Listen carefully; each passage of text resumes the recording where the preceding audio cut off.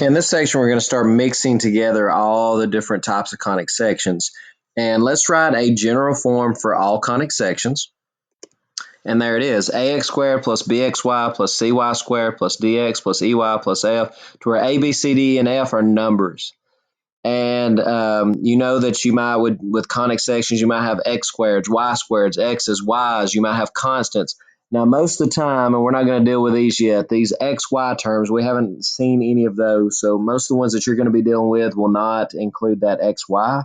But when you're given a conic in this form, you can identify what type of conic it is by looking at the discriminant. The b squared minus 4ac, which looks very familiar to us. That's the same discriminant that we dealt with when we dealt with quadratic equations. So you have a connection here. The discriminant of a conic is written in this form.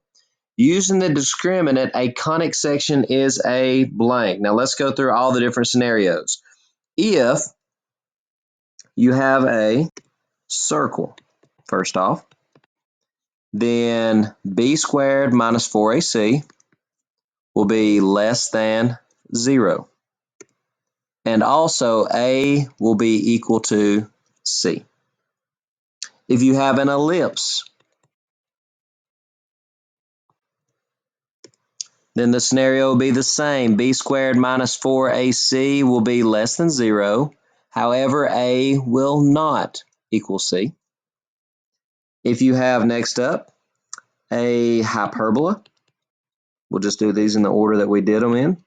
If you have a hyperbola, then b squared minus 4ac will be greater than 0. And finally, if you have a parabola, then b squared minus 4ac will equal 0. So let's go through on these next few problems.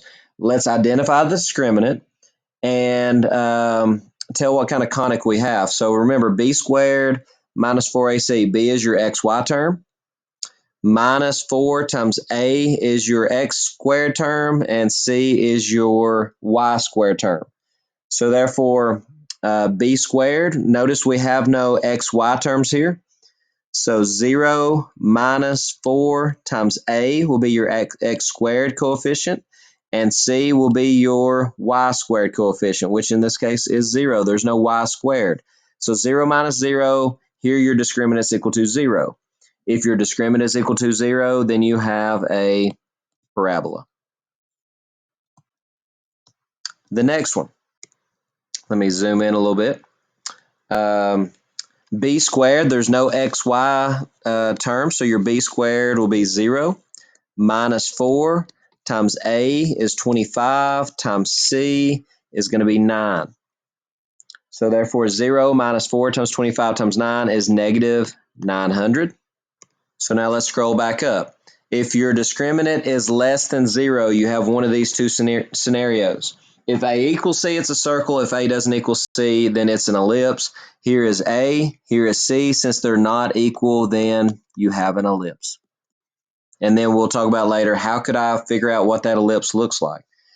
The next one, b squared. And again, every one of these, I want to point out that I don't see any xy terms. No, on any of them. So on every one of our problems, our x squareds our b squareds are going to be 0 because there's no xy term. So b squared minus 4 times a times c. Here is a, here is c. So therefore, you have negative 4 is your discriminant. If your discriminant is less than 0, then it's either a circle or an ellipse. It's a circle if a and c are equal. It's an ellipse if they're not equal. So therefore, since a in this problem, a is 1 and c is 1, then you have a circle. The next one, b squared is 0 minus 4 times a is negative 9 and c is 4. Negative 4, this is 0 times negative, or 0 minus 4 times negative 9 times 4. This is going to be a negative 4 times negative 9 is 36 times 4 is 144. If b squared minus 4ac is greater than 0, then you have a hyperbola. That's all you have to do. Number 5, B squared is 0 minus 4 times A is 1 times C is 4. That's going to be a negative 16. Again, if they're less than 0, then you're going to look at the values of A and C. If they are different, then you have an ellipse. So if it's less than 0, again, it's either a circle or an ellipse. If A and C are the same, it's a circle. If A and C are different, then it's an ellipse. Number 6, B squared is 0 minus 4 times A is in front of your x squared term, and there is no x squared term.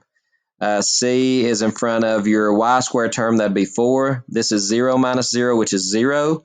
So therefore, we have a parabola. Now, the easy way to identify a parabola is if you have a y squared but no x squared, or if you have an x squared but no y squared. If only one term is being squared, then it's a parabola every time. Next one, b squared is 0 minus 4 times a is whatever's in front of x squared, times c is whatever's in front of y squared. This is going to be a positive 16. That'll be 0 plus 16, which is positive 16, which means I have a hyperbola. Anytime your discriminant is greater than 0, it's a hyperbola. And finally, number 8, b squared is 0 minus 4 times a. Your a value is 2 times c. Your c value is 2. So this is going to be a negative 16. Since it's less than 0, it's either a circle or an ellipse. If these two values are different, it's an ellipse. If they are the same, then it is a circle.